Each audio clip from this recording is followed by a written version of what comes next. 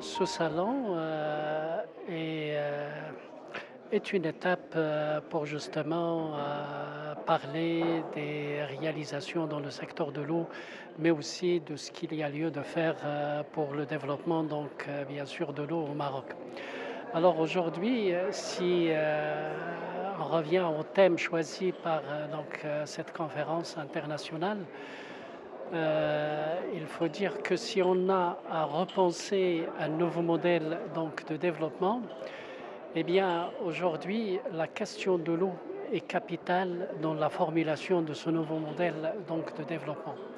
Mais avant de se lancer sur bien sûr des hypothèses bien sûr pour le futur, je crois qu'aujourd'hui il est nécessaire à ce qu'on se pose un certain nombre de questions autour de l'eau. Tout d'abord, bien sûr, est-ce qu'on a valorisé notre eau en ce moment au Maroc? Mais sinon, comment la valoriser? Mais aussi, quelles sont aussi nos performances en matière de développement des ressources en eau? Et également, est-ce que, bien sûr, le privé est suffisamment impliqué dans l'eau? La gestion de l'eau, c'est un créneau ouvert pour le privé.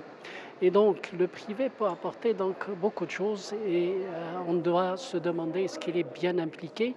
Alors, effectivement, l'AQUALMA, dont je suis également secrétaire général, elle est venue pour fédérer aussi bien le secteur public, le secteur privé, mais aussi le monde de la recherche et bien sûr le monde de la société civile.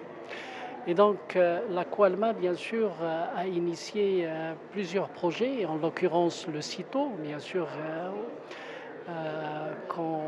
qui se tient aujourd'hui, mais aussi il a initié un business dialogue dont on a tenu la première édition il y a quelques mois déjà à Marrakech, au mois d'avril dernier.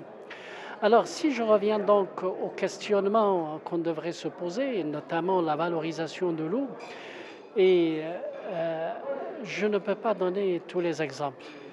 Mais si je prends par exemple la valorisation de l'eau sur le plan énergétique, aujourd'hui nous avons installé une capacité de plus de 1700 mégawatts. On table d'ici 2030 de mettre en place une capacité, on voit une puissance installée supplémentaire d'à peu près 1200 mégawatts pour arriver à peu près à 2800-3000 mégawatts.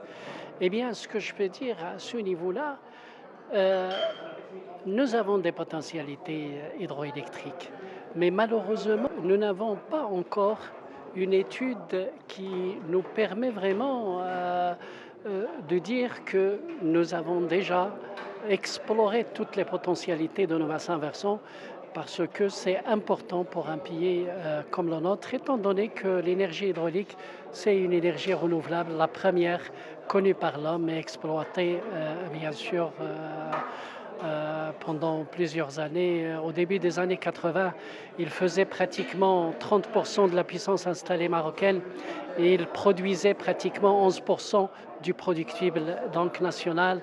Et il nous évite, par exemple, quelques 700 000 tonnes de fuel d'importation, bien sûr, donc c'est important. Mais à nos performances en matière de développement, bien sûr, des ressources en eau, aujourd'hui aussi, pour justement pour nous permettre de voir clair et de prendre des décisions adéquates, nous avons tout de suite besoin de mettre en place un bilan. Un bilan. Aujourd'hui, on parle de la culture des pastèques, de la tomate, des produits consommateurs d'eau.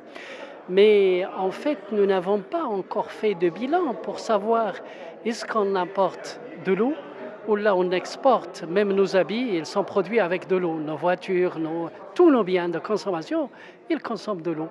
Et ils sont faits avec de l'eau. Donc, il y a lieu de s'arrêter et de dresser ce bilan pour pouvoir voir clair dans quelle voie nous voulons aller et où nous sommes.